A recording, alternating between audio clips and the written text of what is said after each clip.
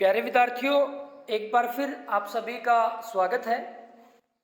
आज हम शुरू कर रहे हैं कक्षा 10 गणित का एक बेहद महत्वपूर्ण चैप्टर 9, जिसका नाम है त्रिकोणमिति के कुछ अनुप्रयोग। प्यारे बच्चों, जैसा कि आपको पता है, हमने चैप्टर 8 में त्रिकोणमितीय अनुपातों के बारे में विस्तार पूर्वक अध्ययन किया। चैप्टर 9 में हम त्रिकोणमिति का जो प्रयोग है हम अपने दैनिक जीवन में किस प्रकार से कर सकते हैं, इसके बारे में अध्ययन करेंगे कि जो त्रिकोणमिति है उसका हमारा दैनिक जीवन में क्या संबंध है, त्रिकोणमिति की एप्लीकेशन क्या है, किस तरह से त्रिकोणमिति का जो प्रयोग है हम दैनिक जीवन से जुड़ी हुई समस्याओं के समाधान में कर सकते हैं, इसके बारे में हम चैप्टर 9 में अध्ययन करेंगे। प्यारे बच्चों, त्रिकोणमिति एक बहुत प्राचीन समय से प्रयोग किया जाने वाला विषय है, या फिर ये कहें कि त्रिकोणमिति जो गणित की शाखा है, बहुत प्राचीन समय से इसका प्रयोग किया जा रहा है। शुरुआत में इसका जो प्रयोग है खगोल शास्त्रियों ने किया। त्रिकोणमिति का प्रयोग ग्रहों और तारों की दूरियों का परकलन या फिर दूरी की गणना करने के लिए इसका प्रयोग किया जाता रहा है।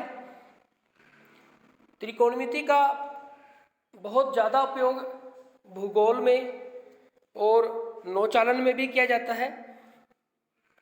त्रिकोणमिति के प्रयोग से ही मानचित्र बनाए जाते हैं और देशांतर और अक्षांशों का निर्धारण किया जाता है, ताकि किसी द्वीप की स्थिति का सही अंदाजा लगाया जा सके या उस द्वीप की जो स्थिति है, किसी स्थान की जो स्थिति है, उसका निर्धारण किया जा सके। प्यारे विद्यार्थियों, सर्वेक्षक सैकड़ों वर्षों से त्रिकोणमिति का जो प्रयोग है अपने अध्ययनों और सर्वेक्षणों में करते रहे हैं। 19वीं शताब्दी की वृहत त्रिकोणमितीय सर्वेक्षण ब्रितानी भारत की एक ऐसी विशाल सर्वेक्षण परियोजना थी। 19वीं शताब्दी में बृहत त्रिकोणमितीय सर्वेक्षण ब्रितानी भारत की एक ऐसी विशाल सर्वेक्षण परियोजना थी जिसके लिए 2 वृहत्तम थियोडोलाइट का निर्माण किया गया था।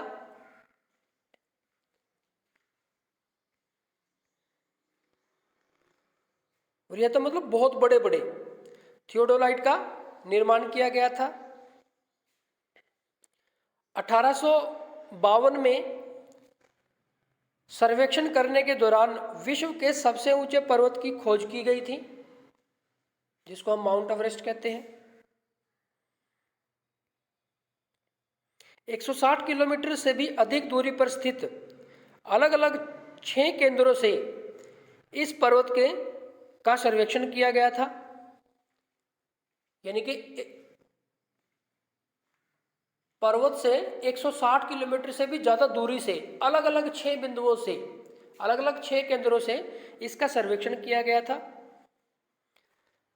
1856 में इस शिखर का नाम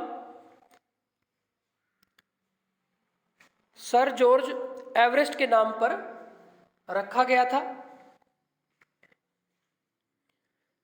और ये सर जॉर्ज एवरेस्ट कौन थे?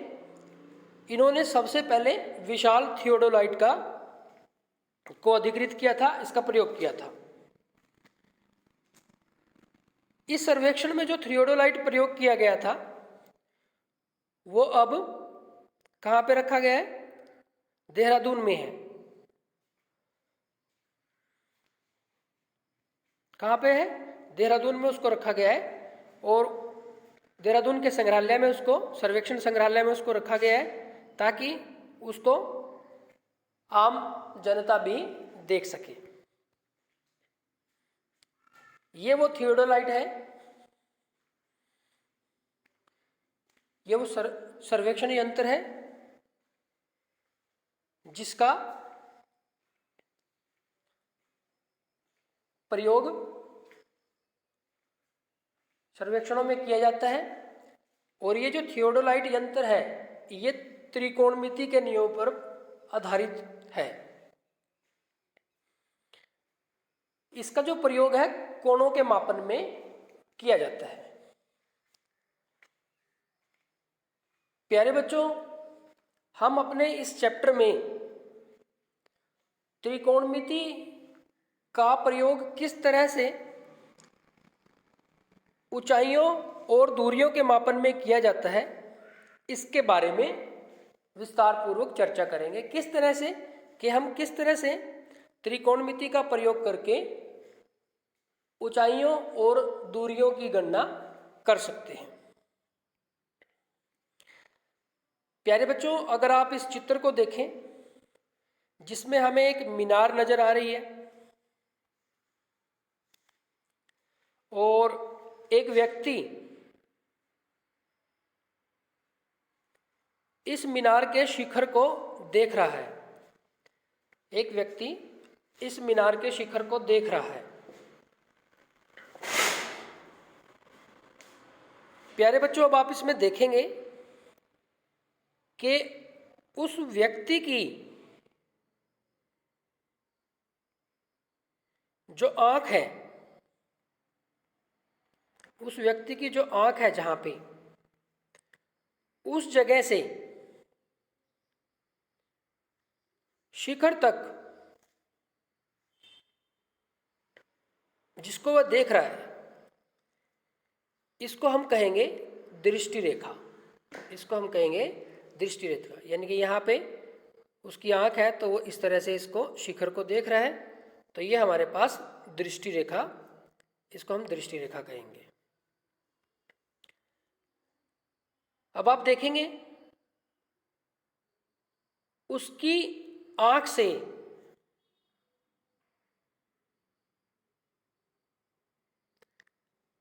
एक अक्षैतिज स्तर, हॉरिजॉन्टल स्तर लिया हमने, ये वाला, ये, और जहां से उसकी आंख से और मीनार के शिखर के बीच में एक कोण बना, इस कोण को हम कहेंगे उन्नयन कोण।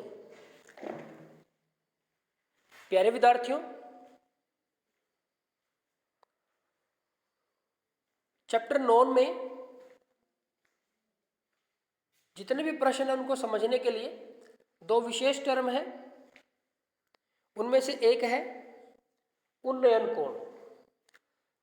तो आप देखेंगे कि ये जो हमारा चित्र था जिसमें एक व्यक्ति एक मीनार के शिखर को देख रहा है, उसको हमने गणितीय रूप में इधर लिखा है। तो आप देखेंगे कि उन्नयन कोण किस तरह से बनता है। दृष्टि रेखा कौन सी होगी? व्यक्ति आंख से और जिस बिंदु को वो देख रहा है, शिखर को देख रहा है या कहीं और जहां भी वो देख रहा है, उसकी आंख से और वहां तक की जो रेखा है वो दृष्टि रेखा है। और उसकी आंख से अक्षैतिज स्तर, दृष्टि रेखा और अक्षैतिज स्तर, इनके बीच में जो कोण बना है इसकी बात कर रहे हैं हम। तो ये होगा हमारे पास उन्नयन कोण। प्यारे बच्चों, आप ध्यान रखेंगे कि जो उन्नयन कोण होगा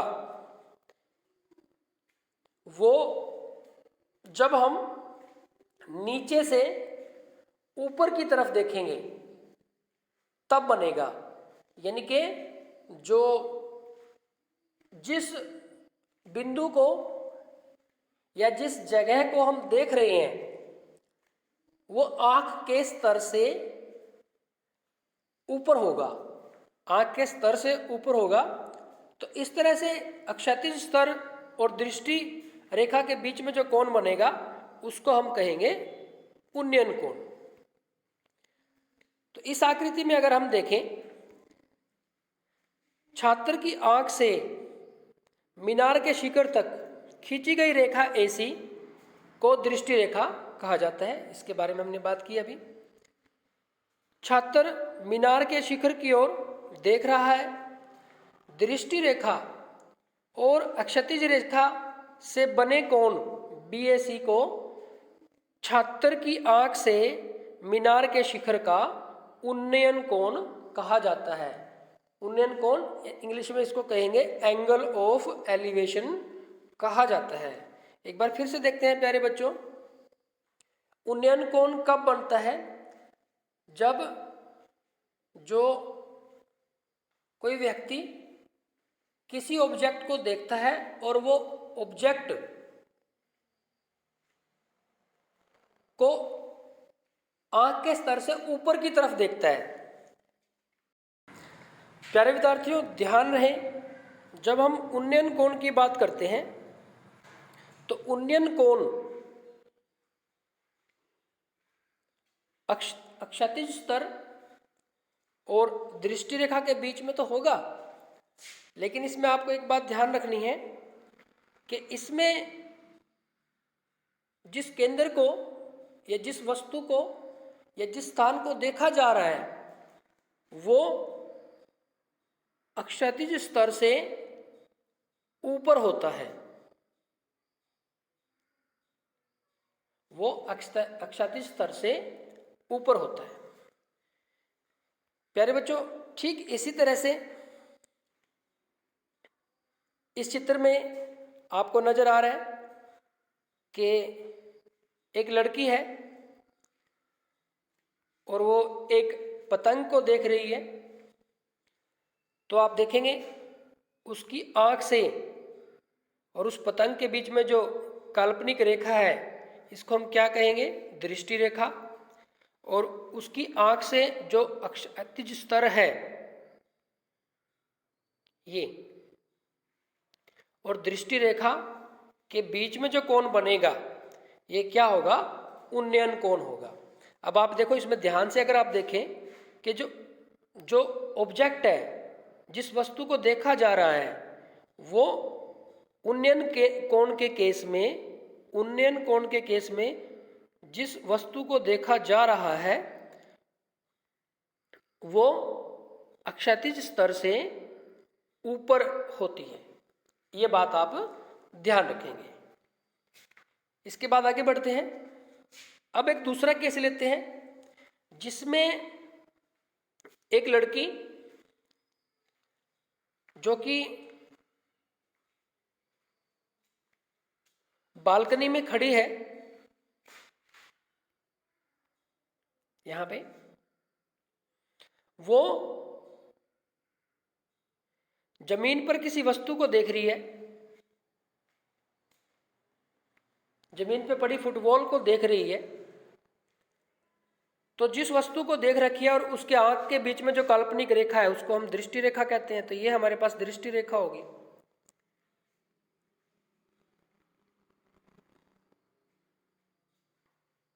ठीक इसी प्रकार उसकी आंख से भूमि के समांतर जो रेखा है वो अक्षैतिज स्तर हो गया। तो दृष्टि रेखा और आंख के बीच में जो कोण बन रहा है, अब की बार इस केस के लिए उस कोण को हम कहेंगे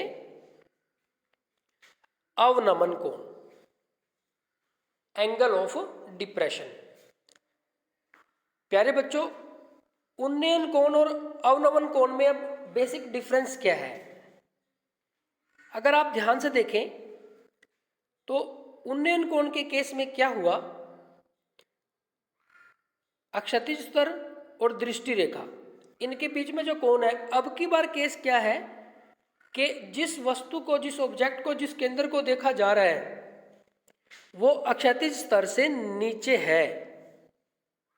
तो कंक्लूजन ये है, चैप्टर 9 के लिए जो बेसिक है उसका कंक्लूजन ये है कि हमारे पास यहाँ पे दो टर्म है इंपॉर्टेंट। एक तो है उन्नयन कोण और एक है अवनमन कोण। उन्नयन कोण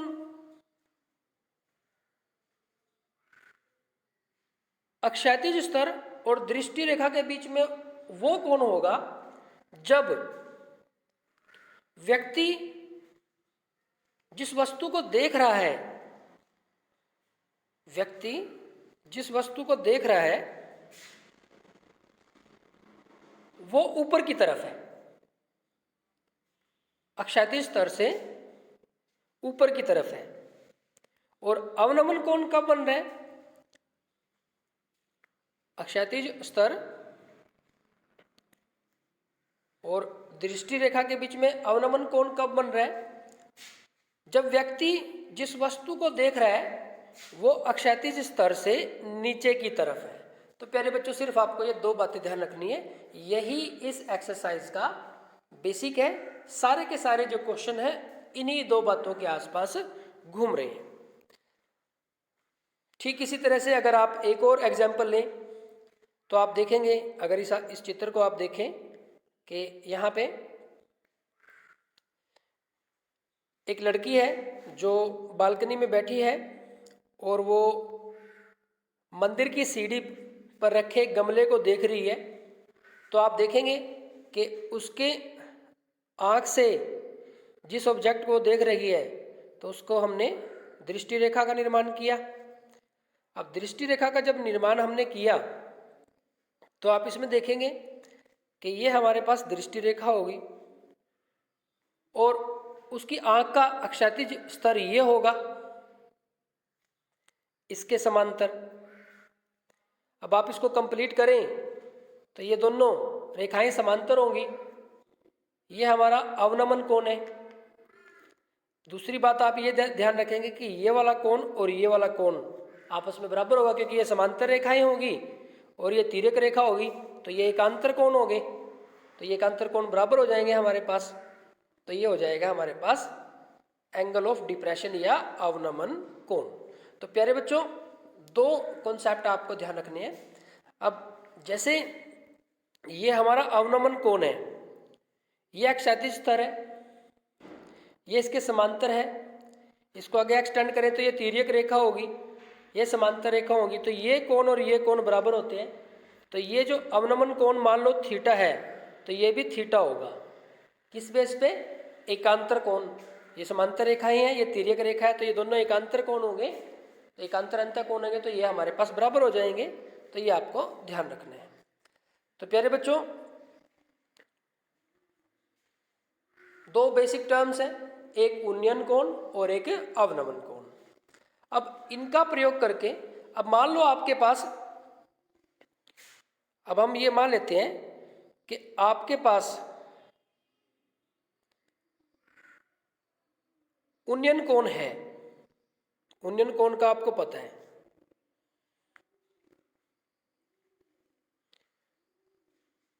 दूसरी बात, आपको क्या करना है, इस मीनार की ऊंचाई ज्ञात करनी है।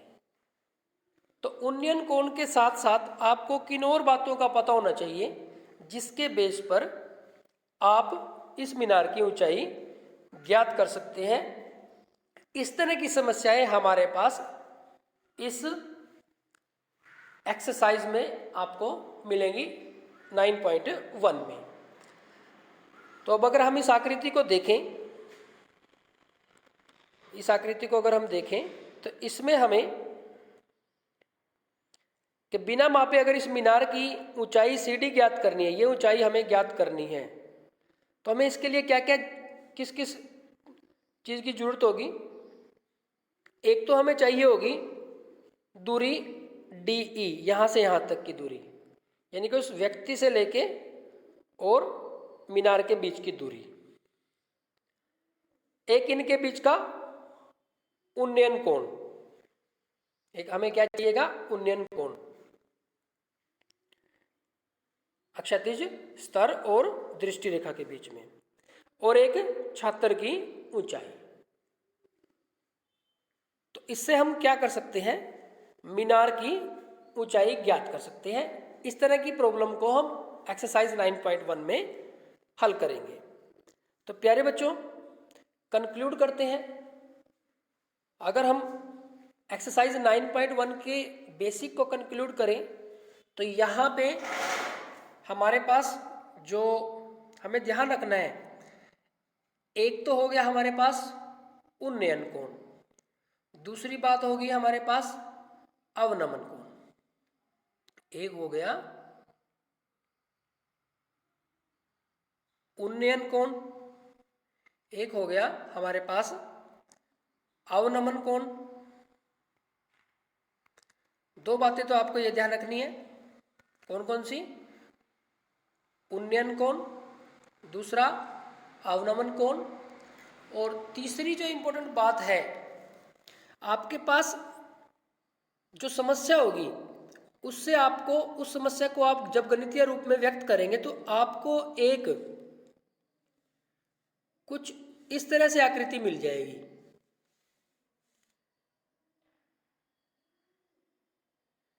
इस तरह से आपको आकृति मिल जाएगी। तो एक समकोण त्रिभुज आपको मिल जाएगी। तो इस समकोण त्रिभुज का प्रयोग करके आपसे इनके बीच में वो क्या पूछ सकता है, वो ऊंचाई भी पूछ सकता है, दूरी भी पूछ सकता है। तो इस तरह के क्वेश्चन होंगे आपके पास। तो आपको करना क्या है, ये एक समकोण त्रिभुज होगी तो आपने जो ट्रिक यूज कर रखी है, sine cos tangent LAL KA, इस ट्रिक का प्रयोग करके सपोज करो उसने एंगल बता दिया थीटा और उसने ऊंचाई बता दी और ये पूछा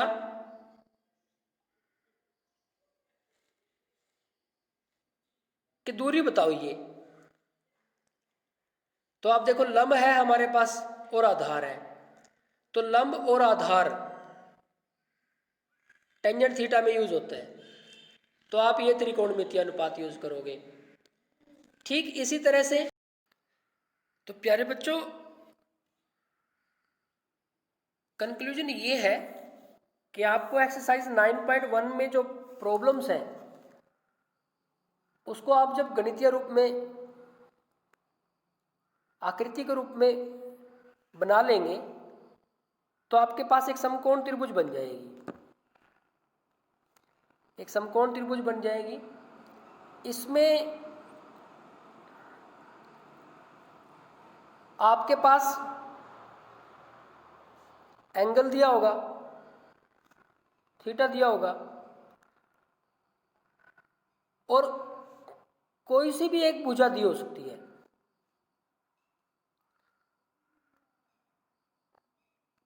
और आपसे दूसरी भुजा पूछी जाएगी, दूरी के संदर्भ में पूछी जाए या ऊंचाई के संदर्भ में पूछी जाए।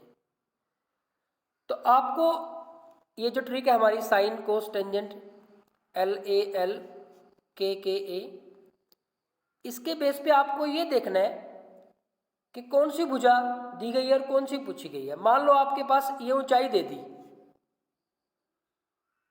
और दूरी पूछ ली उन दोनों के बीच में, ये पूछ ली, तो ये लंब और ये आधार। तो लंब और आधार कहाँ यूज होता है, टेंजेंट में यूज होता है, तो त्रिकोणमितीय अनुपात टेंजेंट थीटा यूज कर लेंगे आप।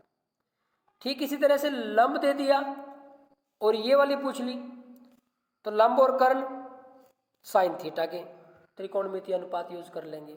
तो सिर्फ ये बात आपको ध्यान रखनी है कि आपको दिया गया क्या है और पूछा क्या गया है और इनके बीच में आपस में कौन से त्रिकोणमितीय अनुपात से संबंध बनेगा उसका प्रयोग करना है। उसके बेस पे आपको क्वेश्चन सोल्व करने हैं। तो बिल्कुल सिंपल से क्वेश्चन है, बेहद इंटरेस्टिंग क्वेश्चन है, सारे के सारे आपको बेहद मजा आएगा।